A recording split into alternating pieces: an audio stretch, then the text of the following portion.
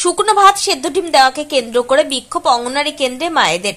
বামনগোলা ব্লকের বামনগোলা গ্রাম পঞ্চায়েতের ডাকাতপুকুর স্কুলপাড়া অঙ্গনারী কেন্দ্রে খাওয়া না পেয়ে বিক্ষোভ দেখালেন অঙ্গনারী কেন্দ্রে আসা শিশুর মায়েরা।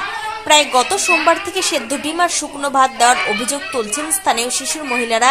কখনো পচা ডিম দেওয়া হচ্ছে, এছাড়া শুধু ভাত আর ডিম, কোনো সবজি দেওয়া হচ্ছে না বলে অভিযোগ। এই কারণে শিশুর মায়েরা ডাকাতপুকুর এলাকার স্কুলপাড়া অঙ্গনওয়াড়ি কেন্দ্রে বিক্ষোভ দেখাতে থাকে। সকলেই খাবার না নিয়ে বিক্ষোভ দেখাতে থাকে। অনেকে আবার ফিরে যায়। তাদের অভিযোগ, যতক্ষণ খাবারের লিস্ট ও আধিকারিকরা যতক্ষণ না আসবে তারা এই খাবার নেবে না বলে জানা গিয়েছে।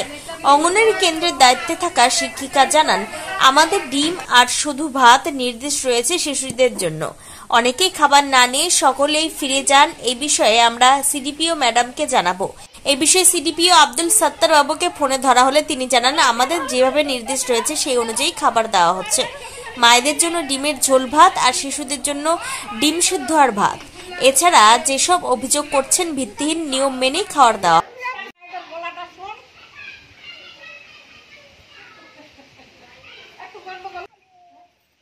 অভিযোগ করেছি ওনাকে তরকারি দিচ্ছে না, শুধু ডিম আর ভাত দিচ্ছে, সাদা ভাত। এটা কি চিংড়া গলা খাওয়া যায়?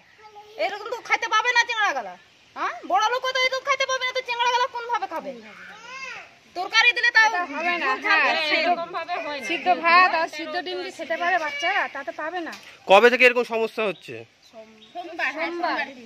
সোমবার থেকে। এর আগেও কি তোমাদের এরকম সমস্যা হয়েছে? এই প্রথম। আমাদের শুকনো ভাত আর সিদ্ধ ডিম দেওয়া হচ্ছে। আমরা এই খাবারটা নিতে চাইছি না, নিব না। বাচ্চারা খেতে পাচ্ছে না। যতদিন থেকে সুপারভাইজার না আসবে আর সেই খাবার আমরা নিব না। সাদা ভাত আর সিদ্ধ ডিম দেওয়ার জন্য এটা মায়েরা আগে বলেছিল অবশ্য যে আমরা নিব না।